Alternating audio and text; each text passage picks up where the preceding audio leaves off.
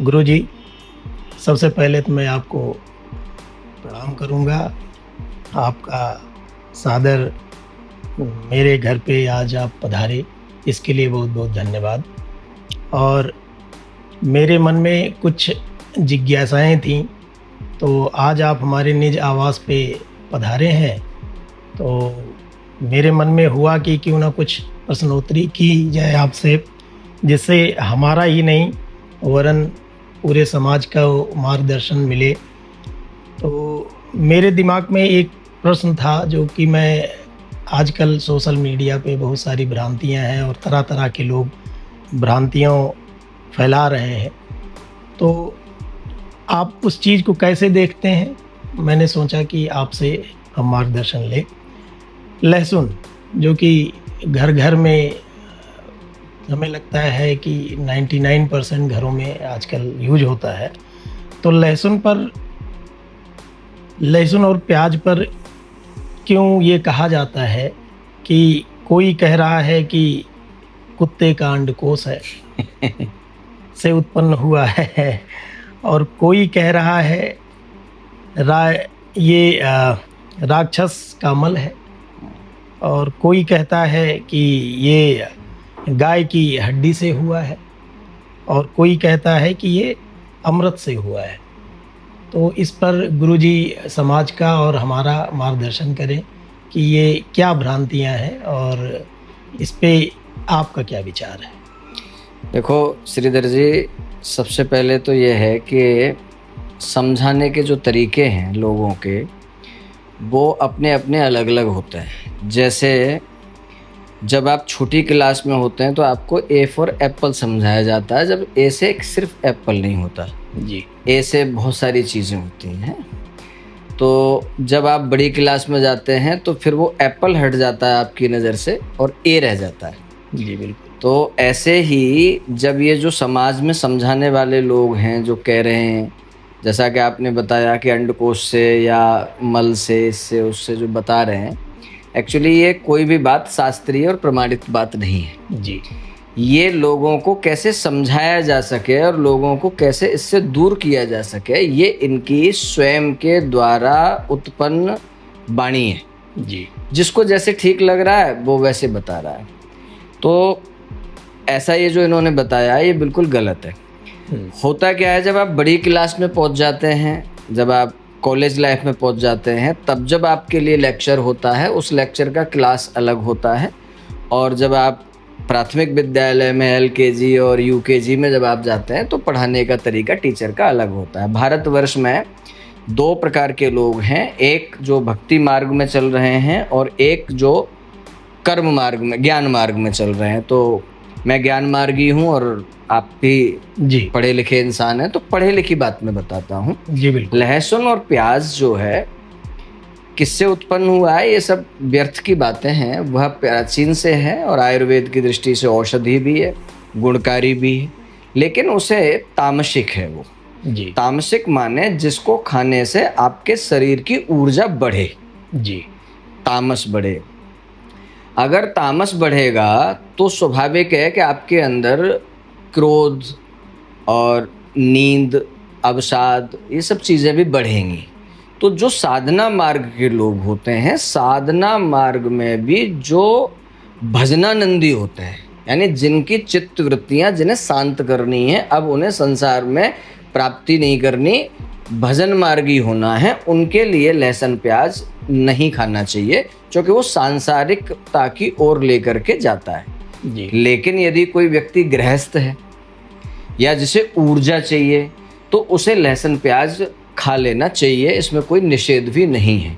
जी। कैसे निषेध नहीं है कि जो शाक्त संप्रदाय के जो साधक होते हैं, देवी के जो उपासक होते हैं और जो कौलाचार पद्धति के उपासक होते हैं, वो लोग जो है वो लहसुन प्याज छोड़िए, वो तो मांस को भी जो है सेवनीय मानते हैं, मदिरा को भी सेवनीय मानते हैं। जी। जी। तो हमारे यहाँ दो है धारणाएं हैं। एक है जिसमें आपको त्याग करना है और अब आपकी प्राप्ति की कोई इच्छा नहीं है। जी। जी। जी। सिर्फ आपको भजन करना है। उस स्थिति में आपकी मन स्थिति, बौद्धिक स्थिति, साथ ही साथ शरीर की भी जो इंद्रियां हैं उनको शिथिलता की ओर आपको लेके जाना है। जी जी जी। काम वासना आपके अंदर न जागृत हो। काम वासना का मीन्स एक सेक्स एक पार्ट है, लेकिन काम वासना माने काम की वासना से ही आप संसार में चीजें उत्पन्न करते हैं। पहले आपके मन में इच्छा होती है, फिर आप उसे प्रैक्टिकल करते हैं। किसी के मन में आया मैं एक अच्छा सा घर बनाऊं, तभी तो बनाया उसने। तो वो जो शक्ति का जो संचार करती है, वो तमोगुण ही शक्ति का संचार करता है। उससे तमोगुण से रजस आता है, शरीर में ओज वीर का संचार होता है, उससे व्यक्ति आगे बढ़ता है, तो उसे प्राप्त करता है। तो जिसे भजन मार्ग में जाना है, मुक्ति मार्ग में जाना है, मोक्ष मार्ग में जाना है, उनके लिए तामस की चीज़ें अर्थात प्यास, लेजन इत्यादि और अन्य जो भी पदार्थ हैं वो निषिद्ध हैं, उसे नहीं सेवन करने चाहिए। अथवा कोई व्यक्ति पहले से ही बहुत ज़्यादा अग्रेसिव है तो उसे भी नहीं करने चाहिए। लेकिन यदि आपको अपने शरीर की ऊर्जा बचा के रखनी है, शरीर से ऊर्जान्वित रहना है, मन मस्तिष्क ऊर्जान्वित रखना है, तो लहसुन प्याज अगर आप खाते हैं तो वो आपके कर्म में और आपके उन्नति में सहायक सिद्ध होगा।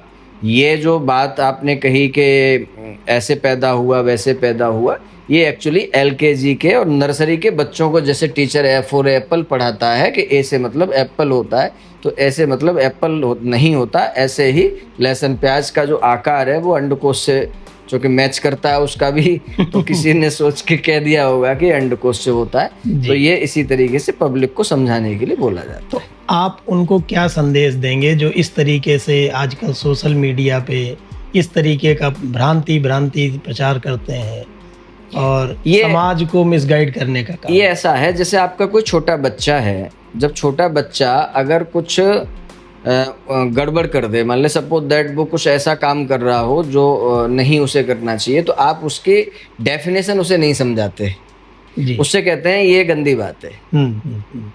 वो बहुत बड़ा होने के बाद में समझ पाता है कि ये गंदी बात क्यों थी। जैसे आप समझ ही रहे हैं मेरी बात को। जी। तो आप उसे उस समय क्यों नहीं समझा रहे होते? क्योंकि उसकी उस समय जो बौद्धिक क्षमता है वो समझने के लायक होती नहीं है। तो आप सिर्फ उसे कहते हैं कि भाई ये गंदी बात है, ये तुम्हें नहीं करनी है। तो प्रारंभ में बच्चा यही समझ जाता है कि ये गंदी बात है। जैसे मैं आपको एक एग्जाम्पल में दूं कि हम जब छोटे होते हैं, छोटे बच्चे थे हम, खुद को हमको याद है, तो सेक्स को लेकर के या सेक्स एक्टिविटीज को लेकर के ये कह दिया जाता था ची ये गंदी बात है। लेकिन एक सत्य है कि जब आप बड़े हो जाते हैं तो आपका विवाह किया जाता है, फिर आप शारीरिक संबंध में भी आते हैं, संतान उत्पत्ति भी करते हैं। इसी तरीके से आम पब्लिक को कैसे लहसुन प्याज से और तमस से दूर रखा जाए, तो उसके लिए जो बाबा लोग हैं जी बिल्कुल ये इस तरीके से उसे एक्सप्लेन करते हैं, जिसमें शास्त्र की कोई मान्यता नहीं है, वो इनकी अपनी स्वयं की बताने की कला है लोगों को। बहुत बहुत धन्यवाद गुरुजी आपका। हमें लगता है कि गुरुजी के इस उत्तर से वरन हमारा ही नहीं, बहुत सारे लोग जो इसको सुनेंगे या कभी देखेंगे तो गुरुजी के विचारों से ज़रूर ही उनका तालमेल होगा और वो कुछ समझ पाएंगे कि जो ये समाज में भ्रांतियां हैं उनको इस तरीके से नज़रअंदाज करना चाहिए और जो गुरुजी ने मार्गदर्शन किया उस पे हमें ध्यान देना चाहिए। गुरुजी एक और प्रश्न था, अगर आपकी अनुमति हो तो। बिल्कुल पूछिए। जैसे कुछ लोग कहते हैं शास्त्र, वेद और पुराण, जी इनमें क्या डिफरेंस है? शास्त्र और वेद और पुराण ऐसा है, देखिए मूल जो ग्रंथ है वो वेद है। वेदों से जो रिसर्च करके जो लिखे गए उसका नाम है शास्त्र। शास्त्रों को जो लोग नहीं समझ पाए, जैसे आप समझिएगा कि कोई बात, आप गद्य और पद्य दो होते हैं जी, आपने पढ़ा होगा। बिल्कुल ठीक बात। तो गा कर के बात समझाने का नाम पद्य है और जो लेक्चर के रूप में जो कहा जाए वो गद्य है जी। तो जो बात आप मौखिक रूप से लेक्चर के रूप में कहते हैं उसी को कोई कवि अपनी कविता में कहता है और कोई गायक कलाकार अपने गाने में कहता है जी। जैसे कोई गाने में अगर कोई अपनी प्रेमिका को रिझाने के लिए कुछ वर्ड बोल रहा है अच्छे अच्छे जी जी जी, उसी को आप मौखिक जाइए और उसे लेक्चर के रूप में सुना दीजिए कि मैं आपसे बहुत प्यार करता हूँ, आप मुझसे भी बहुत प्यार करिए, है ना। तो गद्य और पद्य इस तरीके से, तो जो वेद की भाषा है तो वेद का व्याकरण बहुत क्लिष्ट है, उसे समझना व्याकरणाचार्यों के लिए भी कठिन है। जी बिल्कुल। ठीक है ना। तो उसे जिन लोगों ने, ऋषियों ने उसको पढ़ा और समझा, उसके बाद उन्होंने शास्त्र लिख दिए। शास्त्र कितने हैं? 6 हैं। तो 6 शास्त्र लिख दिए। लेकिन आम जो जनता है, आम जो पब्लिक है, उससे शास्त्र का भी अटैचमेंट नहीं हो पाया, अर्थात वो शास्त्र को भी नहीं समझ पाए। जी यानी 20-30% लोग ही शास्त्र समझ पाए, बाकी पब्लिक शास्त्र भी नहीं समझ पाई। तो फिर व्यास जी जो हुए थे, आदि व्यास जी, वेद व्यास जी जिन्हें कहते हैं, जिनके नाम पर गुरु पूर्णिमा मनाई जाती है, उसे व्यास पूर्णिमा कहते हैं। तो व्यास जी ने समझा कि भाई जो ज़्यादा हमारे यहाँ जो पब्लिक है, जो आम जनमानस है, उसको कैसे बात समझाई जाए। तो उन्होंने उस शास्त्र की बात को पुराण की बात में कह दिया। जी पुराण माने किसी बात का, वस्तु का कथा के रूप में, कहानी के रूप में प्रस्तुत करना। जी जैसे आप किसी को सीधे तौर पर अगर समझाएं तो एक बार को उसके समझ में नहीं आएगी, लेकिन अगर उसी बात को आप किसी के ऊपर कोई उदाहरण दे करके समझाएं तो व्यक्ति जल्दी समझ में आ जाएगा। बिल्कुल ठीक बात। तो शास्त्र में, पुराण में और वेद में इतना ही फर्क है। वेद तत्व है, तत्व को जो मथा गया वो जो है वो शास्त्र है, और शास्त्र को भी मथने के बाद में सरलतम जो करते चले गए, तो सरलतम जो विधि है वो पुराण है। अब पुराण कितने हैं? 18 हैं। तो काफ़ी लोग ना सोचा कि भाई पुराण भी बहुत ज़्यादा हो गए, इन सबको भी पढ़ना, और इसमें सब में आप देखिएगा कि शिव पुराण में शिव जी के बारे में ढेर सारी प्रशंसा लिख रही जी है, बिल्कुल। देवी पुराण में देवी के बारे में लिख रही है, विष्णु पुराण में विष्णु के बारे में लिख रही है। तो सनातन संस्कृति में जो हिंदू व्यक्ति है वो ज़्यादा कंफ्यूज इसलिए भी है कि वो शिव पुराण की बात को माने, या वो विष्णु पुराण की बात माने, गरुड़ पुराण की बात माने, स्कंद पुराण की बात माने, कूर्म पुराण की बात माने। कितने पुराण है जी। तो व्यास जी से ही पूछ लिया किसी ने, बोले व्यास जी महाराज हम तो और छोटे लेवल के हैं, हमें तो और सूक्ष्म बताओ। बोले क्या? बोले सब पुराणों में आपने क्या लिखा है? तो व्यास जी ने ही पुराण में एक श्लोक लिखा है, अष्टादश पुराणेषु व्यासस्य वचनद्वयम् परोपकाराय पुण्याय पापाय परपीडनम। बोले सारे पुराणों का जो एक सार है वो है कि मैंने एक ही बात लिखी है कि दूसरे का हित करने से बड़ा कोई पुण्य नहीं है, और दूसरे को पीड़ा पहुंचाने से बड़ा कोई पाप नहीं है। इन सारे पुराणों का सार यह है।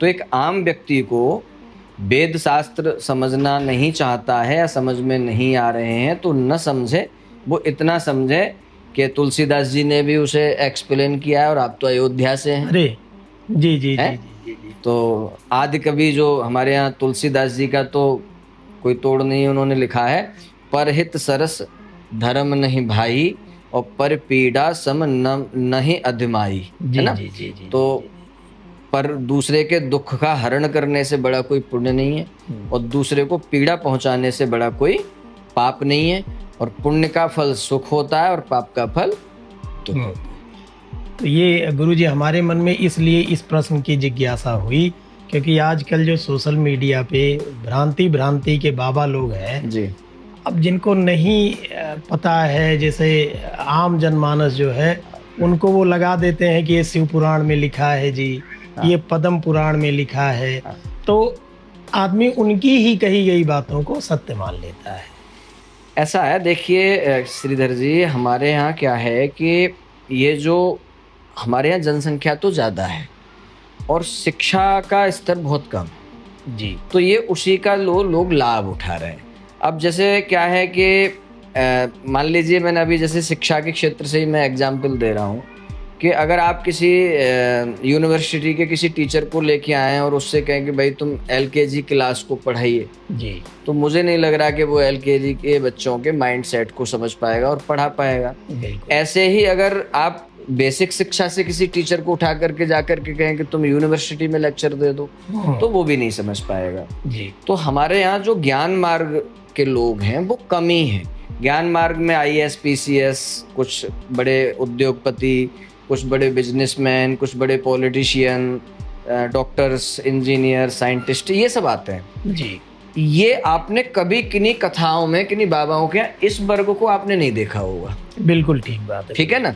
अगर ये लोग जाते हैं तो ये सिंबॉलिक जाते हैं। जी गुरु। सिंबॉलिक इसलिए जाते हैं कि समाज में हम अटैच्ड रहें, समाज हमको अपने जैसा ही समझे, इस वजह से कहीं चले गए किसी बाबा वगैरह के यहाँ और थोड़ा सा अपना उपस्थिति दर्ज कराया है उसके यहाँ जा करके, वो इनके फोटो वगैरह वायरल हो जाते हैं। वरना जो शिक्षित वर्ग है, जिसे मैं मानता हूँ कि लगभग नहीं तो 20% है, उस 20% में हायर एजुकेशन से लेकर के लो एजुकेशन के, मतलब बहुत अपर क्लास से लेकर के और मध्यम क्लास तक का जो सफलतम व्यक्ति है, जो बड़ी बड़ी जिसमें सिटियाँ आती हैं, जो सफलतम लोग हैं, मुझे नहीं लगता कि वो व्यक्ति कथा बत्रा या इस तरीके की व्यवस्थाओं में लगा हुआ है, वो अपने कार्यों में ही लगा हुआ है।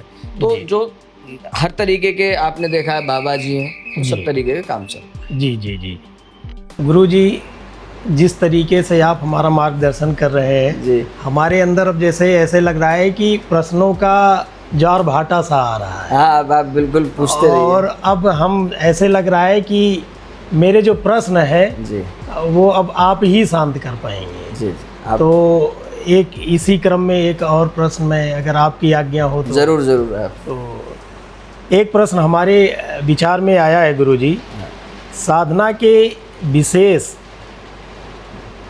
मार्गदर्शन करें और क्या गृहस्थ जीवन में रह रहा व्यक्ति साधना की जा सकती है? जी जी, देखिए आपको मैं बताऊं, सबसे पहले लोग यही नहीं जानते कि साधना होती क्या है। जी, साधना का मतलब है सद जाना, सद जाना है ना। सद जाना जब कंप्लीट हो जाता है तो उसे फिर जो है साधना कहते हैं। साधना माने अभी वो सदने के क्रम में है, सधा नहीं है। सद गया तो फिर सिद्ध हो जाएगा। जो सद चुका है वो सिद्ध है और अभी वो सदने का प्रयास कर रहा है, तो साधना मार्गी है। इसलिए बहुत लोग अपने आप को अहंकारी साबित न हो जाएं, इस वजह से वो कहते हैं, साधु सन्यासियों की, तपस्वियों की बात कर रहा हूँ, कहते हैं कि अभी हम साधना मार्ग में हैं। जी गुरु जी। 3 स्टेप हैं, साध्य, साधना और साधन। साध्य माने जिसे प्राप्त करना चाह रहे हैं, साधना माने जो क्रिया है बीच वाला, और साधन तो आप जानते ही हैं, वस्तु पदार्थ। जी, तो जैसे मान लीजिए अगर आपको अभी कुछ भी करना है तो उसके लिए आपको वस्तु चाहिए। अगर आपको जप भी करना है बैठ के तो आसन चाहिए, बिल्कुल छाँव चाहिए, बिल्कुल, नदी का तट चाहिए, कुछ न कुछ चाहिए, आसन चाहिए, चौकी चाहिए, जलपात्र चाहिए, गोमुखी चाहिए, माला चाहिए, इतना तो चाहिए जी। ये क्या हुआ? साधन हो गया। फिर हो गई साधना। तो साधना करना क्या है? साधना ये करना है, हमारा ये जो मन है, इस मन को साधना अर्थात कंसंट्रेट करना और अपने बस में कर लेना। बस में किसके कर लेना? आत्मा के बस में कर लेना। हमारा जो शरीर है, इस शरीर के अंदर जितने भी अवयव हैं, जितने भी पदार्थ हैं, वो 5 ज्ञानेंद्रियां हैं, 5 कर्मेंद्रियां हैं, इन सब का जो कारक अर्थात इन सब का जो एडॉप्टर है, जो इनको संचालित करता है, वो मन है। जी, और मन को जो स्वामी है, जो उसका मालिक है, वो आत्मा है। लेकिन हम क्या करते हैं कि ये मन बड़ा चंचल है, कैसे तेरा भजन करूं, कितना ऐसे समझाऊं, उतना ही भटकता है। भजन के माध्यम से कहा है। गांव का देसी आदमी कहता है मन चंगा तो कठौती में गंगा। जी गुरु जी, जी। अब शास्त्र कहता है मनः एव मनुष्याणाम कारणम बंध मोक्षयोः, अर्थात मन ही बंधन का कारण है, मन ही मोक्ष का कारण है। जैसे कोई वस्तु पदार्थ है, आपके हाथ में आपका मोबाइल लग रहा है, जब तक आप इसको ये मान लेते हैं कि मेरा है, ये बंधन है, आपको इसकी चिंता सताएगी, टूट न जाए, गिर न जाए, कोई ले न जाए। आप इस पॉकेट में रखेंगे, उस पॉकेट में रखेंगे, और एक बार आप डी अटैच्ड हो जाएं इससे, एक बार मान लें ये मेरा नहीं है, फिर आप देखिएगा कि गिर जाएगा तो आपको कोई कष्ट नहीं है, टूट जाएगा तो कष्ट नहीं है। तो कहने का मतलब यह है कि मन के कंट्रोल को कर लेना ही साधना है। और जब वो कंप्लीट हो जाता है, उसका नाम सिद्धि है। अति सुंदर। बोले सिद्ध पुरुष हैं। सिद्ध पुरुष की परिभाषा क्या है कि वो जब जो चाहे वह अपने मन को कमांड दे सके और मन उसका पालन करेगा। जैसे बहुत सर्दी है, आपने देखा होगा सुबह सुबह अधिकांश व्यक्ति को सोने में बहुत आनंद आता है, हर व्यक्ति को। जी गुरु जी। सुबह नींद गहराती है और सोने में बहुत आनंद आता है, और ख़ास तौर से जब सर्दियाँ पड़ती हैं तो सोने का सुबह आनंद जो है वो डबल ट्रिपल हो जाता है और व्यक्ति किसी भी सूरत में बिस्तर का परित्याग नहीं करना चाहता। बिल्कुल। लेकिन सिद्ध पुरुष की ये भाषा है, सिद्ध पुरुष की, कि वो चाहे बर्फ ही क्यों न पड़ रही हो, रात बाहर जो जिस जल से उसे स्नान करना है वो स्नान का जल जो है चाहे बिल्कुल बहुत ही बर्फमयी क्यों न हो, लेकिन उसने अगर अपने मन को कह दिया कि उठ तो वो उठेगा। उसने कहा नहा तो नहाएगा, बोले अब जप कर तो जप करेगा, है ना। ऐसे ही गर्मी में कितनी भी गर्मी पड़ रही है धूप में, उसे यदि कहीं जाना है तो बोले जा तो जाएगा। इसको स्वामित्व बोलते हैं। जब ये इतना कंट्रोल व्यक्ति के पास हो जाता है तो मन का कंट्रोल जैसे ही हुआ तो व्यक्ति समदर्शी हो जाता है। समदर्शी होने का अभिप्राय ये है कि अर्जुन ने भगवान कृष्ण से पूछा कि महापुरुष का लक्षण क्या है, तो व्यक्ति महापुरुष बन जाता है जब मन पर कंट्रोल हो जाता है। महापुरुष बनने से आपके चेहरे की भी आभा बदलने लग जाती है। आप देखिएगा, अगर आप टेंशन में हो, अगर आप एंजाइटी या इस तरीके से किसी चिंता भय में हो, तो आपके चेहरे की जो ओज तेज है वो क्षीण हो जाएगा, और अगर आप शांत चित्त हों तो आपके चेहरे का ओज तेज बढ़ जाएगा। तो अर्जुन ने भगवान से पूछा, प्रभु ये जो है महापुरुष की परिभाषा क्या है? तो कृष्ण ने कहा, सुखे दुखे समो भूत्वा लाभा लाभो जया जयौ, अर्थात सुख में दुख में, लाभ में हानि में, जय में पराजय में, जिस पर कोई फर्क न पड़े, जो समान रहे, वो महापुरुष है। ठीक है ना। अब आपने कहा महात्मा, तो महात्मा की जो आज परिभाषा है, तो आप मुझे भी महात्मा कह सकते हैं। मैंने भी वस्त्र जो है कुछ इसी प्रकार के पहन रखे हैं। वस्त्र एक आभूषण है, एक अध्यात्म की चेतना जगाने के लिए माध्यम तो है, लेकिन वो नहीं। महापुरुष की परिभाषा है मनस्य एकम वचस्य एकम कर्मण्य एकम महात्मना। जो मन वचन और कर्म से एक ही हो उसका नाम है महात्मा। जी। जो सोचे वही करे और वही बोले, उसमें कोई भेद ना। गुरुजी बहुत बढ़िया आपने मार्गदर्शन किया। फिर इसी क्रम में एक और अगला प्रश्न है हमारा, जैसे हम जैसे गृहस्थ जो गृहस्थी में है, बच्चों की देखभाल करनी है, नौकरी पे भी जाना है, तमाम गृहस्थी से जुड़े हुए कार्य रहते हैं दिन ब दिन, तो ऐसे में भगवान या किसी भी क्या कहते हैं देवी देवता की पूजा क्या बिना संध्या बंदन किए हुए पुरुष कर सकता है या भगवान की शक्ति प्राप्त कर सकता है? गृहस्थ कैसे क्या पूजा पाठ करे, सरल भाषा में आप बताएं कि उससे दैवीय शक्ति प्राप्त हो। देखिए, हमारे यहाँ वर्णाश्रम व्यवस्था है। वर्णाश्रम व्यवस्था का मतलब यह है कि अभी भी कलयुग में भी 100 वर्ष की आयु व्यक्ति की होती है, और अभी ढेर सारे लोग 100 वर्ष की आयु पूरी कर रहे हैं। जो लोग 100 वर्ष की आयु से पहले जिनका जीवन समाप्त हुए जा रहा है, उनकी एक तो लाइफ स्टाइल उसके लिए जिम्मेदार है, और दूसरा आजकल जो खान पीन में जो मिलावट है ना, पेस्टिसाइड टाइप की जो नशीली दवाएं वगैरह जो मिलाई जा रही हैं, वो एक कारण है। लेकिन 100 वर्ष की आयु अभी भी है। तो 100 वर्ष की आयु को वर्णाश्रम व्यवस्था में 25 वर्ष ब्रह्मचर्य, 25 वर्ष गृहस्थ, 25 वर्ष वानप्रस्थ और 25 वर्ष संन्यास। तो 25 वर्ष अर्थात 25 वर्ष तक बच्चे को कुछ भी चिंता नहीं करनी चाहिए, और उसे सिर्फ अपना विद्याध्ययन करना चाहिए और पढ़ के उत्तम कोटि का व्यक्ति बनना चाहिए। इसमें ब्रह्मचर्य इत्यादि का पालन करना चाहिए।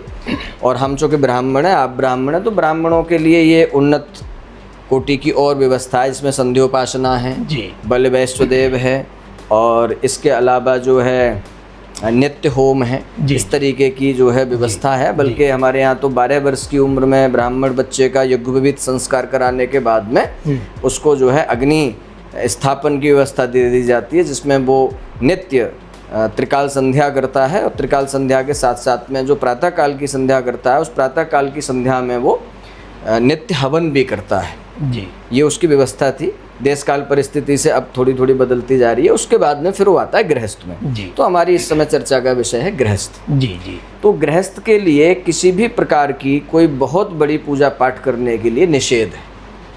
अच्छा। गृहस्थी को बहुत ज़्यादा पूजा पाठ वगैरह में नहीं पढ़ना चाहिए। क्या करना चाहिए उसे? तो भगवान कृष्ण ने जो है उसके लिए संदेश दिया है कि अनन्यास चिंतयन्तो माम ये जनः पर्युपासते तेषां नित्याभियुक्तानां योगक्षेमं वहाम्यहम्। अर्जुन जब बहुत ज़्यादा भगवान कृष्ण को सुन के जब कन्फ्यूज हो गए जी तो उन्होंने भगवान कृष्ण से कहा, प्रभु मुझे सरलतम मार्ग बता दो। जी तो भगवान कृष्ण ने कहा कि बोले प्रत्येक कर्म को करते हुए तू सिर्फ मेरा चिंतन कर। तू ऐसा मान ही क्यों रहा है कि तू कुछ कर रहा है? कर्तापन का भाव त्याग देना ही सबसे बड़ा अध्यात्म है। आप गृहस्थ में हैं। गृहस्थ में क्या होता है? हमारे दो तरीके का जीवन होता है। एक है हमारा कॉन्शियस माइंड है, एक हमारा सबकॉन्शियस माइंड है। जब बच्चा पैदा होता है तो पूरी तरीके से सबकॉन्शियस के साथ जीता है, इसलिए उसे कोई टेंशन नहीं होती। धीरे धीरे उसकी ट्रेनिंग होती है, पढ़ता है, लिखता है और वो कॉन्शियस की ओर उसे ले जाने की सारी प्रक्रियाएं शुरू होती हैं। जिस बच्चे को ABCD नहीं आती, 1 2 3 नहीं आती, वो देखते देखते करोड़ों के कैलकुलेशन करने लग जाता है। तो वो जो करोड़ों के कैलकुलेशन जो उसकी बुद्धि का विकास हुआ, वो बुद्धि का विकास गॉड गिफ्टेड नहीं है, जी वो जी, किया गया है। जी जी जी नैसर्गिक क्या है? नैसर्गिक है व्यक्ति का सबकॉन्शियस में जीना। और कृत्रिम क्या है? कृत्रिम है कॉन्शियस को जगा लेना। धीरे धीरे करके प्रैक्टिस करते करते कॉन्शियस इतना ज़्यादा हाई हो जाता है कि फिर वो कॉन्शियस में ही चला जाता है। फिर इतने ज़्यादा कॉन्शियस हाई होने पर उसकी जो मन की जो स्थिति होती है, अर्थात बुद्धि की जो स्थिति, वो ये होती है कर्तापन का बोध होने लग जाता है। जी गुरु। कर्तापन का बोध माने जैसे मान लीजिए सपोज दैट अभी सब कुछ ठीक है, लेकिन आपको लग रहा है कि अगले वर्ष क्या होगा। जी गुरु जी। ये गृहस्थी के साथ बहुत बड़ी समस्या बहुत होती है। बड़ी समस्या। गृहस्थी क्या सबके साथ होती है। आज आपका ठीक है, आज आप बढ़िया भोजन कर रहे हैं, बढ़िया घर में रह रहे हैं, सब कुछ ठीक है, लेकिन आपको लग रहा है कल क्या होगा, कल कहीं मुझे जॉब से तो नहीं निकाल दिया जाएगा, जी गुरु जी बिल्कुल। कल कहीं मेरा कोई लॉस तो नहीं हो जाएगा। अगर आपने कोई वीडियो देख ली, उसमें अगर वो वीडियो नेगेटिव है, मान लीजिए वो कोई कैंसर को एक्सप्लेन कर रहा है, आपको लगने लगा धीरे धीरे करके। आपने देखा नहीं आजकल लोग इंश्योरेंस लेने लगे हैं। मेडिकल क्लेम तो लेते ही हैं, मेडिकल इंश्योरेंस लेते हैं, इसके साथ टर्म इंश्योरेंस लेने लगे हैं। खूब खूब खूब खूब। तो टर्म इंश्योरेंस यदि कोई व्यक्ति ले रहा है तो स्वाभाविक है उसे अंदर से लग रहा है कि मैं मर जाऊंगा। हाँ। और मरने के बाद भी वो ये चाहता है कि मैं मर भी जाऊं तो भी मुझे इतना पैसा मिल जाए मरने के बाद मेरे परिजनों को। तो ये क्या है? ये मन की अवस्था है जो अभी हमने पहले चर्चा करी। एक्चुअली ऐसे लोगों का मन कंट्रोल नहीं है। तो सबसे बढ़िया क्या है? अनन्यास चिंतयन्तो माम। अनन्यास चिंतयन्तो मतलब प्रतिक्षण आपका जो भी इष्ट है, जिसे भी आप मानते हैं, राम को मानते हैं, कृष्ण को मानते हैं, दुर्गा को मानते हैं, हनुमान को मानते हैं, जिस किसी को भी आप मानते हैं, अर्थात सब ईश्वर एक ही है, तो उसके चिंतन हर समय रहे आपके। जी गुरु जी। भोजन आ गया, भोजन को उसका आशीर्वाद समझ के, यानी प्राप्ति को आशीर्वाद समझिए और अप्राप्ति को भी आशीर्वाद ही समझिए। बहुत बड़ी बात गुरु जी। कंप्लीट अटैचमेंट जो है मनोवैज्ञानिक बना लीजिए। फिर नित्य करने के लिए तरीका क्या है? नित्य करने के तरीका आपको जितना समय मिल जाए आसन बिछाइए, जप करिए। और ब्राह्मण के लिए तो गायत्री जप से सारे जप नीचे हैं। तो सूर्य उपस्थान, सूर्य अर्घदान और गायत्री जप, इसका संध्या कहते हैं। ठीक है। और नित्य साफ सुथरा जीवन। जी गुरु जी। ठीक है ना। इस तरीके से अगर व्यक्ति रहेगा तो, और कर्म, उद्योगिनम सर्वमुपैति लक्ष्मी। लक्ष्मी जो है प्रश परिश्रम से आती है, उद्योग से आती है। तो गुरु जी इसी क्रम में एक और हमारे मन में ऐसे ही बैठे बैठे विचार आया और हमने सोचा इस पे भी आपका मार्गदर्शन क्यों ना लिया जाए। देखने में आता है क्रमशः कि लोग ऐसे समाज में है, बहुत सारे बिना किसी कर्म के, बिना किसी ही पूजा पाठ उद्योग के वो सदा खुशी रहते हैं। और एक ऐसा वर्ग है जो सब कुछ कर रहा है, मंदिर भी जा रहा है, पूजा पाठ भी कर रहा है, दान भी दे रहा है, कर्म भी कर रहा है, लेकिन देखा जाता है कि वो दुखी ही है। तो गुरुजी ऐसा क्यों कि एक समाज देखने में ऐसा आता है कि वो सुखी ही है और दूसरा समाज ऐसा देखने में आता है कि वो दुख का ही जीवन जी रहा है, तो ऐसा ऐसा क्यों है गुरुजी? देखिए, सबसे पहले तो ये है कि सुख और दुख की कोई डेफिनेशन नहीं है जी सुख और दुख एक अवस्था है। जी अगर आप मान लो तो दुख है और ठान लो तो सुख है। तो बहुत खूब। आप किसी को देख करके ये परिभाषित नहीं कर सकते कि सुखी है, लेकिन चूँकि हमारी जो नेत्र हैं वो सांसारिक नेत्र हैं, जी हमें वही दिखता है जो भौतिक होता है। अगर मान लीजिए कोई बहुत बड़े घर में रह रहा है, हमसे बड़े घर में रह रहा है, तो हम उसे सुखी मान लेते हैं। हमसे बड़ी गाड़ी है तो हम सुखी मान लेते हैं। हमारे बच्चों से बड़े स्कूल में उसके बच्चे पढ़ रहे हैं तो हम सुखी मान लेते हैं। सुख की ये डेफिनेशन है ही नहीं। जी सुख की डेफिनेशन है कि जब आपका मन आपके कंट्रोल में है और आप सेटिस्फाइड है। जी जी जैसे आप सो रहे हैं तो आपको सोते समय आपको आनंद की अनुभूति हो रही है तो आप सुखी हैं। आप भोजन करते समय आपको भोजन में रुचि है और आप आनंद से भोजन कर रहे हैं, उसका नाम सुख है। लेकिन आप भोजन कर रहे हैं लेकिन किसी दूसरे की थाली का चिंतन कर रहे हैं, या आप जो वर्तमान में जो आपके पास है उससे आप संतुष्ट नहीं हैं, तो आप दुखी हैं। तो एक मन की अवस्था है।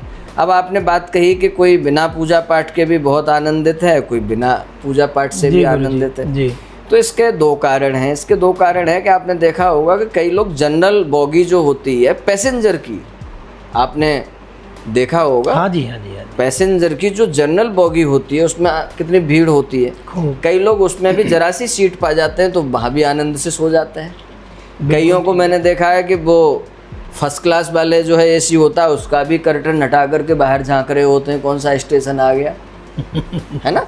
कई लोग एसी कार में बैठ करके भी जो है एकदम आगे तटस्थ होकर के देख रहे हैं कहीं कुछ हो न जाए, डरे हुए हैं, पसीना आ रहा है। कई बार आदमी बस की पीछे वाली सीट पर बैठ करके भी निश्चिंत है, अब एक्सीडेंट होना होगा तो उसका भी हो जाएगा, उसका भी हो जाएगा। अब मैं आपके मुख्य मुद्दे की बात करता हूँ, वो है प्रारब्ध।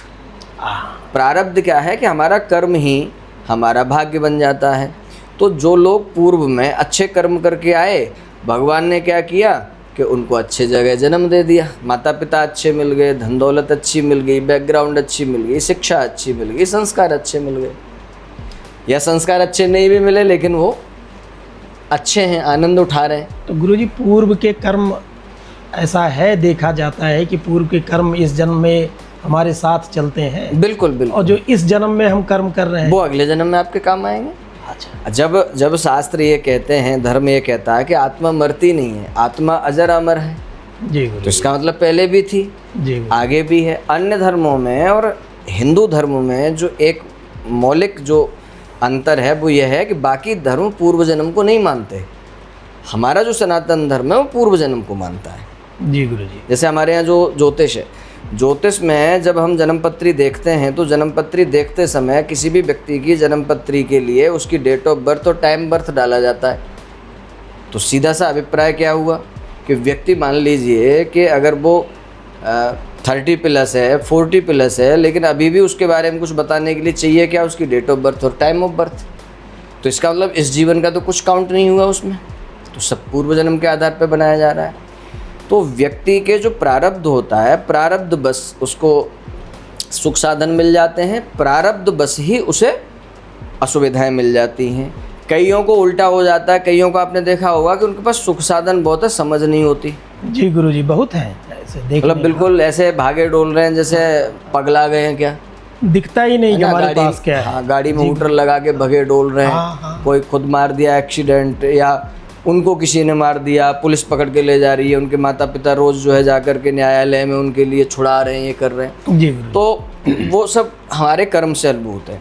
कई बार अब इसको हमको सुख में कैसे देखना चाहिए कि यदि आपकी गति उन्नति की ओर है, जैसे मान लीजिए आप जिस अवस्था में पैदा हुए थे उससे अगर आप स्टेप बाय स्टेप चाहे धीरे ही बढ़ रहे हैं, लेकिन अगर आप आगे बढ़ रहे हैं तो आपको मानना चाहिए कि आप पीछे से अच्छे मार्ग के अनुगामी थे तो अभी भी आप आगे जा रहे हैं।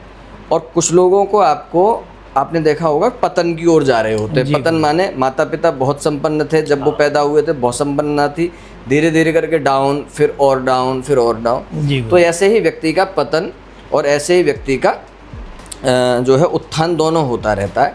तो पुण्य जो है परहित, जो मैंने अभी आपको बताया कि दूसरे का दुख देख करके यदि आपके हृदय में दया करुणा आ जाती है तो आप समझ लीजिएगा कि आप अच्छे प्रारब्ध के साथ पैदा हुए, ये आपकी पहचान है। बहुत बड़ी बात गुरुजी। और यदि आपके अंदर किसी अपने जूनियर्स को देख करके या किसी भी अधम किस्म के व्यक्ति को देख करके यदि आपका ईगो जाग जाता है, जैसे एक एग्जाम्पल मान लीजिए, आप निकले, गार्ड ने आपको सलाम ठोका, जी गुरुजी, तो आपने उसके सलाम के बदले में और उसको हाथ जोड़े, भैया नमस्कार, ये आपका समझ जाइए आप आगे जाने के मार्ग में कि उन्नति है आपकी, आप आगे जाने वाले हैं लिस्ट उसमें।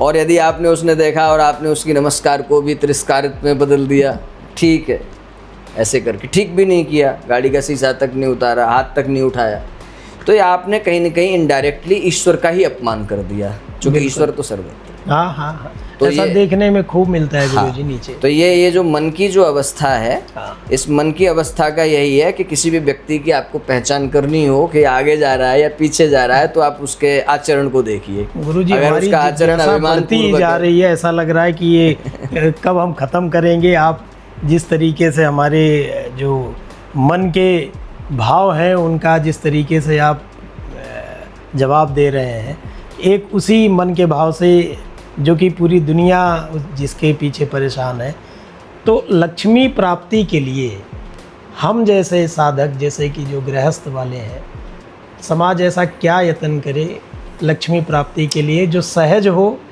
और जो गृहस्थ के लिए बहुत ज़्यादा टीम टाम वाला ना हो। इसका मैं आपको सांसारिक तो उत्तर क्या दूं, यत्न करें? सांसारिक उत्तर दूं या आध्यात्मिक उत्तर दूं? गुरुजी, जो आप मार्गदर्शन करेंगे वही हमारे लिए देखिए, दोनों में संक्षिप्त में दे देता हूं आपको। जी। सांसारिक कहते हैं जिसे ज्ञान नहीं है, जिसे शास्त्रों का ज्ञान नहीं है, जिसे साधना मार्ग, जप मार्ग, अनुष्ठान मार्ग का जिसे ज्ञान नहीं है, उसके लिए तो जो आधुनिक भाषा में मैं कह देता हूँ कि लक्ष्मी जो है वो स्त्री हैं जी, और शक्ति जितनी भी है वो स्त्री है, चाहे वो काली है, चाहे वो दुर्गा है, चाहे वो सरस्वती है, चाहे वो लक्ष्मी है, चाहे वो कोई भी है, सब स्त्री है जी। संसार में भी जितनी शक्ति है वो स्त्री है जी। पुरुष संतान उत्पन्न नहीं कर सकता अकेला, कभी नहीं कर सकता, है ना।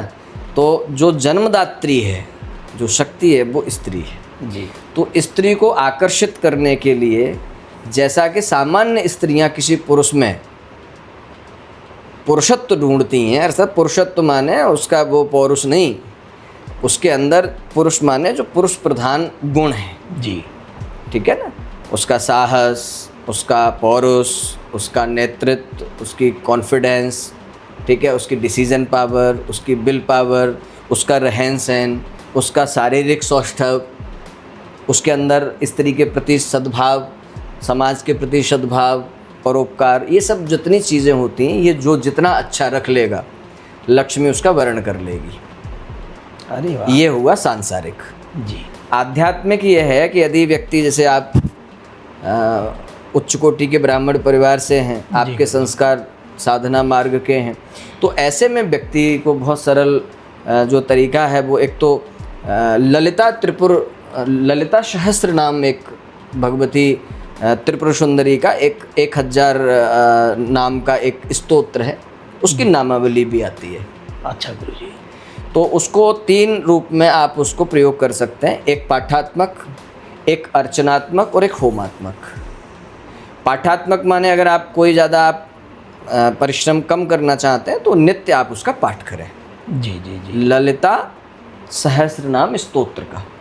अच्छा। और अगर आप थोड़ा सा उसमें और उन्नति बढ़ाना चाहते हैं तो आप नित्य अपने घर में श्रीयंत्र अथवा लक्ष्मी माँ की स्थापना करके और नित्य पुष्पादि से उन नामों से अर्चन माने नाम लें, समर्पयामी पूजयामी करके प्रत्येक उस पर करें। थोड़ा और उन्नत परिणाम चाहते हैं तो आप उन्हीं क्रम से, उन्हीं नामों से आप नित्य हवन करें। तो ये साधना मार्ग के लिए किसी भी व्यक्ति के लिए ये कारगर होगी। लेकिन उस व्यक्ति के लिए देखिए, एक मैं बात यहाँ पर और क्लियर कर दूं, वो आपको समझनी पड़ेगी। जी गुरुजी। वो बात समझने की ये है कि कोई व्यक्ति बीमार पड़ा हुआ है, हाँ। बीमार माने बेड पे है वो बिल्कुल, हम्म। और उसके कोई भी अंग जो है बढ़िया से सुचारू रूप से काम नहीं कर रहा है, और वो प्रश्न पूछ रहा है जी मैं जो है वो ओलंपिक में जो है वो रेसर बनना चाहता हूँ, मैं कैसे बनूँ? तो ये नहीं हो सकता।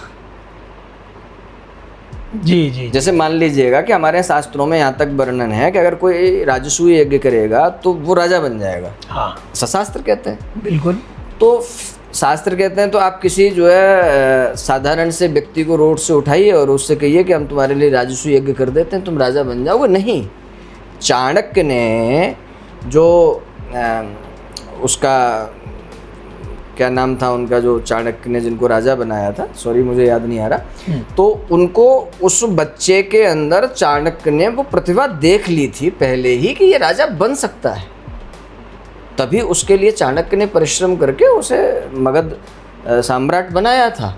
तो ऐसे ही साधना भी उन्हीं लोगों के लिए काम करती है जो पहले से कम बेसिक लेवल को क्रॉस किए हुए हैं। जी गुरु जी। अब कोई बहुत हष्ट पुष्ट व्यक्ति है, उसका शरीर बढ़िया है, रोजाना 2-4 किलोमीटर भागता भी है, दौड़ता भी है, दंड बैठक भी लगाता है, अच्छे से रहता है, फिर वो जो है प्रश्न करे साहब मुझे जो है 10 किलोमीटर की रेस लगानी है, तो उसको आसानी से आप बता सकते हैं कि भाई तू 10 किलोमीटर इतने दिनों में लगा लेगा। अच्छा गुरु जी, वो चल नहीं पा रहा है जी गुरु है ना। ज्यादातर आदमी की हालत आज की स्थिति में है, जो आम व्यक्ति है, आम व्यक्ति माने वो आप देखिएगा सरकार ने कितने शराब के ठेके खोल रखे हैं। जी गुरु मैं कुछ दिनों से तो ये देख रहा हूँ कि जब हम रोड से निकलते हैं तो अब रोड पे तो प्रतिबंध कर दिया कि भाई ऑन रोड ठेका नहीं हो सकता, हाँ। तो खेतों में खोल दिए, खेतों में खोल दिए। अब वहां जाकर के आदमी शराब पी रहा है, रात को पड़ा हुआ है, और वो भी सुबह उठ करके इच्छा रख रहा है कि मुझे लक्ष्मी क्यों नहीं प्राप्त हो रही है, तो उस स्थिति में लक्ष्मी प्राप्त नहीं होगी। पहले आपकी मन इंद्रियां ये सब आपकी व्यवस्थित हो, आपके लाइफ स्टाइल व्यवस्थित हो, आपका जगना उठना खाना पीना सोना व्यवहार कुशलता सूर्य ये सब कुछ व्यवस्थित हो, तो नेक्स्ट लेवल है ये जो मैंने अभी आपको बताया। बिल्कुल गुरु जी बिल्कुल। ये बेसिक लेवल नहीं है कि जी मैं सुबह हवन कर दूंगा हाँ। और लक्ष्मी मेरे घर आ जाएगी, नहीं आएगी। गुरुजी आजकल सोशल मीडिया पे बड़ा शुक्र ग्रह की चर्चा चलती है जी, लक्ष्मी के पीछे कि आपके शुक्र ग्रह ही इसके साथ। हाँ जी हाँ जी हाँ जी। तो मैं तो देखता हूँ कोई शुक्र पे ये दही चढ़ा दो जी, हाँ, ये कर दो जी, हाँ। सफ़ेद ये कर दो, कुछ तो ऐसा बोलती हैं कि शुक्रवार के दिन आप 2 पैक दारू पी लीजिए, हाँ, शुक्र अच्छा। ग्रह आपका मजबूत हो जाएगा और उससे आपको धन वैभव और ढेर सारी लक्ष्मी प्राप्त होंगी। तो क्या ये उनका मिथ है या समाज में कुरीतियाँ फैलाने का एक माध्यम? ये अपने आप को फेमस करना, समाज का दोहन करना, जी समाज को दिग्भ्रमित करना जी और सोशल मीडिया से माध्यम से और खुद के लिए लाभ उठाना, जी इससे अतिरिक्त कुछ नहीं है। जी अब मैं आपको बताऊं कि अगर आपका शुक्र अच्छा होगा तो वो जन्म से ही होगा, जी और नहीं होगा तो आप उसे बहुत अच्छा नहीं कर पाएंगे। जी जी जैसे किसी का जन्म पत्र अगर हम लेते हैं तो जन्म पत्र लेते ही मैं अपने बारे में बताता हूँ आपको। जैसे मेरे पास यदि कोई व्यक्ति जन्म पत्र लेकर के आता है तो मैं उसके बारे में पहले से कुछ नहीं जानता हूँ, न जानना चाहता हूँ। मैं उसे सिर्फ ये उसको देख कर के उसकी पारिवारिक स्थिति, उसकी आर्थिक स्थिति, उसके गृहस्थ की स्थिति, उसके बच्चों की स्थिति, सब कुछ वो जो है हम बता देते हैं उसे, और वो एग्जैक्ट होती है, उतनी ही होती है। तो इसका एक तो सीधा सा अर्थ है कि आपकी अगर जन्म पत्रिका में शुक्र की स्थिति मजबूत है तो स्वाभाविक है कि आपके पास लग्जरीज ज़्यादा अच्छी होगी ही होगी, धन वैभव पत्नी बच्चे सब अच्छे होंगे, इसमें कोई दो राय नहीं है। लेकिन ये जो अभी आपने कहा कि जो उपाय के नाम पर कि मदिरा पी लो ये कर लो, मैं बताता हूँ इसका लॉजिक कुछ नहीं है। एक तो मैंने अभी जो कहा उसी तरीके से कर रहे हैं लोग। दूसरे नंबर पे क्या कर रहे हैं ये कि शुक्र जो है वो दैत्य गुरु थे और बृहस्पति जो है वो देव गुरु थे। तो इन लोगों ने ये अनुमान लगाया कि शराब पीना दैत्यों का तो पुराना काम है। तो इनका मानना ये रहा है, इनका माना इनकी मति का जो भ्रम है वो मैं अनुमान लगा के बता रहा हूँ आपको, कि इनको लगता है कि दैत्य माने राक्षस, और राक्षस तो शराब पीते ही हैं, तो दैत्य गुरु भी राक्षस होंगे तो वो भी शराब पीते होंगे, तो शराब पीने से शुक्र अच्छा होगा, शराब पीने से शुक्र अच्छा नहीं होगा। शुक्राचार्य जो थे राक्षस और देवता का जो बेसिक अंतर है वो यह है कि जो नैतिक तरीके से आगे बढ़े वो देवता, और जो अनैतिक तरीके से भी आगे बढ़ जाए जी गुरुजी, बहुत उसका नाम राक्षस। बहुत बहुत बड़ी बात तो है। राक्षस क्या करते थे कि जैसे आप देखिएगा कि अभी जो चाइना है हमारे जी, यहाँ, चाइना जो है राक्षस पद्धति पे काम करता है। किसी चाइना ही क्या, मैं समझता हूँ जितने भी बड़ी फॉरेन कंट्री हैं, चाहे वो रूस है, चाइना है, अमेरिका, आपने देखा ये कभी अपने मर्दन करके दोहन ये कभी भी अपनी बात पर टिकते नहीं हैं। आज कुछ और बोलेंगे, कल कुछ और बोलेंगे, ये राक्षस नीति है। भारत की जो है देव नीति रही है हमेशा से। देव नीति माने अगर हमने किसी को कह दिया कि भाई ठीक है हम आपके साथ इस तरीके से पेश आएंगे तो वैसे ही पेश आएंगे, लेकिन ये लोग बदल जाते हैं। ऐसे ही हमारे यहाँ जो मोमडन है ये भी राक्षस में ही आते हैं। तो ये जो राक्षस में आते हैं तो ये लोग भी क्या करते हैं, ये भी बात के पक्के नहीं होंगे, ठीक है। तो राक्षस व्यक्ति जो होता है वो दवे का यार होता है। मदिरा पीने से शुक्र अच्छा नहीं होगा। हाँ, दही जो है वो जो है अगर आप अपने स्नान में यूज करते हैं तो वो एंटीऑक्सीडेंट भी है, एंटी जो है वो बैक्टीरियल भी है, और मॉइस्चराइज़र का भी बहुत अच्छा काम करता है। तो आप दही ज़रूर लगा सकते हैं अपनी बॉडी पर नहाने के लिए। अभी भी फेस के जितने भी जो एप्लीकेशन आते हैं जो मतलब लगाती हैं महिलाएं, जी गुरुजी, उसमें दही और बेसन और ये सब आता है। वो बोलते ही हैं कि ये सब इसमें है। हाँ, तो गुरुजी मेरा एक आखिरी प्रश्न आपसे है। हम बहुत सारी बातें किए और हमें बहुत अच्छा लग रहा है कि ऐसे बातें करते रहें। जी जी, ठीक है, लेकिन अब आपके भी समय का अभाव रहता है, तो मेरा आखिरी प्रश्न ये है कि जो आजकल के युवा हैं हमारे, उनके लिए कुछ आपका संदेश, वो किस तरीके से वो आगे अपनी उन्नति को प्रशस्त करें। और क्योंकि जिस तरीके से देश में आप देखिए कि चल रही हैं कि आगे बढ़ना है, आगे बढ़ने की होड़ है, और हमारे युवा, मुझे ऐसा लगता है कि जो हम लोग जैसे जो पीढ़ी थे, वो पीढ़ी के बाद की जो पीढ़ी आई है उसको जैसे लगता है कि डायरेक्शन लेस पीढ़ी हम कह सकते हैं जी। तो आप उनके लिए कुछ संदेश देना चाहेंगे कि वो कुछ ऐसा अपना व्यवहार रखें या वो ऐसा कर्म करें कि हमारे देश को भी फ़ायदा हो, उनके परिवार को भी फ़ायदा हो और उनसे समाज भी लाभान्वित हो। देखो इसमें क्या है, एक तो ये है कि आप चाहते हैं जी, और एक ये है कि आप चुने जाते हैं जी। इन दोनों बातों में फ़र्क है। आपने कई बार देखा होगा कि कुछ लोग होंगे, ज़्यादातर जो लोग हैं वो आगे फाइट करते हैं आगे बढ़ने के लिए जी। अगर कहीं कुछ चीज़ बट रही है तो आगे जाना, छीना झपटी करना, फ़ोटो फ्रेम में आगे आना, आगे पहली लाइन में बैठना, अर्थात उनकी ये टारगेटेड उनकी मानसिकता है कि मैं कैसे भी करके जो है अचीव कर लूँ जी। ज़्यादातर लोगों की ये स्थिति होती है। लेकिन एक स्थिति होती है कि आप जो है चुने जाते हैं। चुने जाते हैं मतलब आपका व्यक्तित्व, आपकी योग्यता, आपकी पात्रता दूर से देखी जाती है और फिर आप पीछे से भी आगे बुला लिए जाते हैं। बिल्कुल गुरुजी। तो ये जो छीना झपटी वाली स्थिति है, वो छीना झपटी वाली स्थिति ज़्यादा इस समय चल रही है जी। तो व्यक्ति एनी कॉस्ट वो कामयाब होना चाह रहा है और वो बिना पात्रता के कामयाब होना चाह रहा है। तो मैं यहाँ पर आपको एक श्लोक पढ़ाऊँगा जो हमारे यहाँ नीति शास्त्र का श्लोक है और बहुत बेसिक श्लोक है। मुझे लगता है कि ज़्यादातर लोग इस श्लोक से परिचित हैं, लेकिन अर्थ शायद किसी ने उसका मनन किया हो या चिंतन किया हो कि विद्या ददाति विनयम, विनयाद ददाति पात्रताम, पात्रत्वा धनम आपनोति, धनात् धर्मः तथा शुभम। आपको वह पदार्थ, वह वस्तु अपने आप प्राप्त हो जाती है जिसकी आप पात्रता रखते हैं। पात्रता विनम्रता से आती है, विनम्रता विद्या से आती है जी। लेकिन लोग बिना पात्रता के सीधे डिमांड कर देते हैं। एक बहुत आधुनिक उदाहरण दूंगा, इसमें मज़ा भी आएगा लोगों को सुनने के लिए। जैसे मान लीजिए कोई लड़की जा रही है निकल के रास्ते से, बहुत खूबसूरत लड़की है। अब उसको दसियों लड़के देख रहे हैं, उन सबके मन में लड्डू फूट रहा है कि ये मेरी प्रेम का बन जाए, कोई सोच रहा है कि ये इससे मेरी शादी हो जाए, सभी चाहते हैं। बिल्कुल ठीक बात है। ऐसे अपोजिट भी कर लीजिए, कई लड़के बड़े हैंडसम होते हैं, बड़े अच्छे परिवारों से होते हैं, उनके बारे में शायद लड़कियां भी ये चाहती होंगी कि इससे मेरा विवाह हो जाए, इसके घर की बहू बन जाऊं मैं। बिल्कुल ठीक है। लेकिन क्या ऐसा होता है? बिल्कुल नहीं होता। नहीं होता। उसमें आप जो है आपकी पात्रता के आधार पर चुने जाते हैं। जैसे सलमान खान था, ऐश्वर्या राय से शादी करना चाहता था, लेकिन ऐश्वर्या राय ने शादी नहीं की, क्योंकि ऐश्वर्या राय को लगा कि तुम जो है मेरे काबिल नहीं हो, मेरे पात्र नहीं हो। जबकि उसने अमिताभ बच्चन के पुत्र से शादी करी। क्यों करी?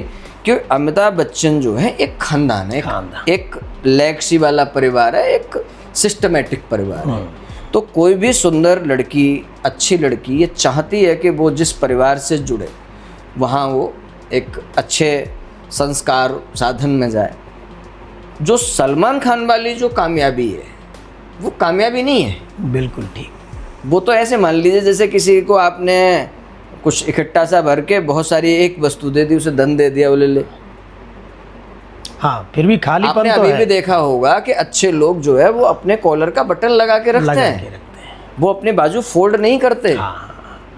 जो आदमी यहाँ तक बटन खोल करके, चैन खोल के, चैन दिखा करके चल रहा है और ये बाजू यहाँ फोल्ड करके चल रहा है, ऐठा जा रहा है, उसे अच्छा व्यक्ति नहीं माना जाता है। इसलिए ड्रेस कोड का भी नाम अलग है, कैजुअल है, फॉर्मल है, बिल्कुल ये है। तो आप देखिएगा कि से बहुत कुछ झलक पढ़े लिखे समाज में जब एमबीए वगैरह करते हैं बच्चे, तो उसमें सिखाया जाता है कि आप कौन सी मीटिंग में जाएंगे तो किस ड्रेस को पहनेंगे, शादी में जाएंगे तो क्या पहनना है, और अगर आप मीटिंग में जाएंगे तो क्या पहनना है, संकीर्तन में जाना है तो क्या पहनना है, सब डिसाइड है। जी गुरुजी। तो इसको जब विद्या ददाति विनयम का मतलब है कि जब आप पढ़ लिख जाते हैं तो आपको ये सारी व्यवस्था समझ में आ जाती है, और जैसे ही आपको समझ में आ जाती है आप विनम्र हो जाते हैं।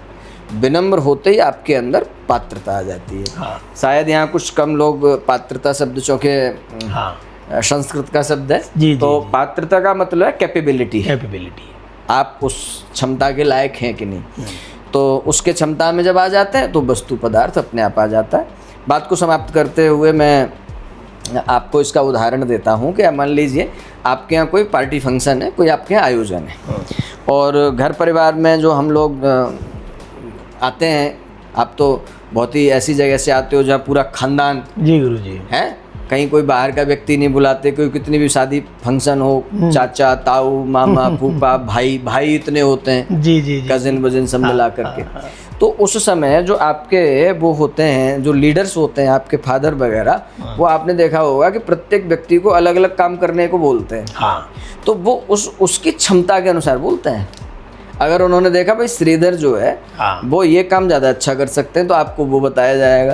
आपके भाई साहब अगर कोई और काम अच्छा कर सकते हैं तो उन्हें और बताया जाएगा। तो यही पात्रता है। बिल्कुल ठीक बात गुरुजी, यही आपने बहुत अच्छी। तो ऐसे ही 10 लोग बैठे हैं, 50 लोग बैठे हैं। मेरे साथ कई बार ऐसा हुआ है कि मुझ में जो है पीछे रहने की आदत है, तो मैं कई बार जाता हूँ कहीं तो अपना चुपचाप से कहीं बैठ गया, लेकिन फिर भी लोग कई बार जो है पात्रता के आधार पर आगे बुला लेते हैं, अरे आप यहाँ आके बैठ जाइए। और इसका उदाहरण ये है कि जब विदुर जी, कृष्ण भगवान जब दुर्योधन से संधि प्रस्ताव लेकर के आए थे, तो विदुर जी को उस समय राजसत्ता से हटा दिया गया था। तो विदुर जी की जो विदुरानी थी, उनकी इच्छा थी कि मैं कृष्ण भगवान को अपने घर बुलाऊं। तो उन्होंने विदुर जी से कहा कि कृष्ण भगवान से कहना कि माता जी आपको याद कर रही थी। तो विदुर जी ने कहा कि मैं तो अब राजकाज में हूँ नहीं, तो मेरा तो वहाँ अंदर प्रवेश भी नहीं हो पाएगा।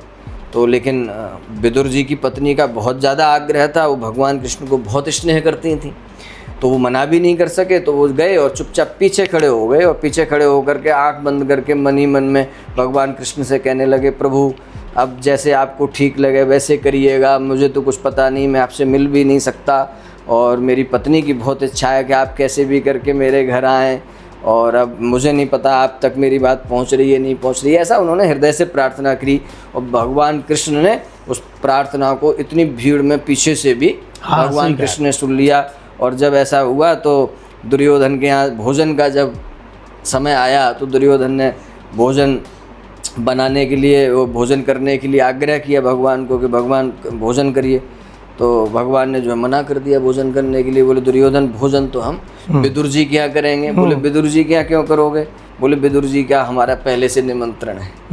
विदुर जी ने हमको बहुत पहले बोल दिया था, उनकी पत्नी ने भी हमको बोल दिया था कि आपके जब अब भी आप हस्तिनापुर आएंगे तो अब भोजन हमारे यहाँ करेंगे जी। तो दुर्योधन को बहुत निराशा हुई। तो भगवान ने दुर्योधन को भी एक वहाँ लेसन दिया कि भोजन जो है दो ही अवस्था में किया जा सकता है। कि यहाँ भी मैं कहना चाहूँगा सभी के लिए कि भोजन जो है दो अवस्था में व्यक्ति को करना चाहिए। एक तो अगर आपको भूख लग रही हो तो भोजन कर लो, फिर अगर कहीं भंडारा भी मिल रहा हो ना उसे भी पालो। ठीक है। और या फिर भोजन अगर कोई खिलाने वाला बहुत श्रद्धा से खिला रहा हो तो भरे पेट भी चाहे थोड़ा खाओ लेकिन उसके आदर सत्कार में जरूर खा लो। भगवान ने कहा दुर्योधन भाव तुम्हारा है नहीं और भूख हमें है नहीं, लग नहीं रही है, तो हम विदुर जी के यहाँ जा रहे हैं, हम भोजन करेंगे। तो कहने का अभिप्राय ये है कि पात्र जा है पात्रत्वा धनम आपनोति धनात् धर्म तथा सुखम। जब पात्रता आ जाती है पात्रता में अपने आप धन आ जाता है। बिल्कुल गुरुजी। और धन आने पर फिर आप सुख का अनुभव करते हैं। और हमें क्या कहते हैं, हमारे अंदर बहुत सारे प्रश्न थे। नेक्स्ट टाइम आपने बड़े ही सरलता से हमारे मन की जिज्ञासा को शांत किया और मुझे पूरा भरोसा है, पूरा विश्वास है कि अगर ये जो भी इसे सुनेंगे या जो इसे आगे देखेंगे हमारी इस प्रश्नोत्तरी को, उनको भी इससे सहजता से ही ज्ञान प्राप्त होगा। आपका बहुत बहुत धन्यवाद और आपका मैं हमेशा वंदन करता हूँ। अरे आपका आप खुद बहुत अच्छे योग्य व्यक्ति हैं।